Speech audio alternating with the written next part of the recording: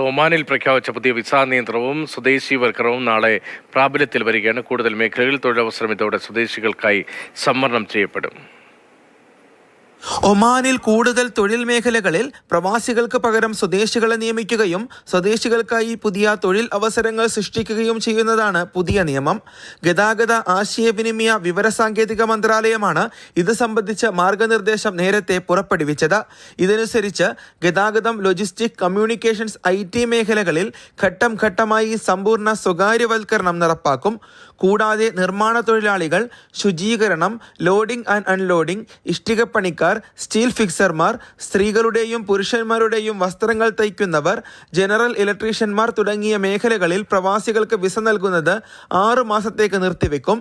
ഹോട്ടലുകളിലെ വെയിറ്റർമാർ, പാചകക്കാർ, home installation electrician, പെയിന്റർമാർ, ബാർബർമാർ എന്നീ മേഖലകളിലും പുതിയ വിസ നൽകില്ല.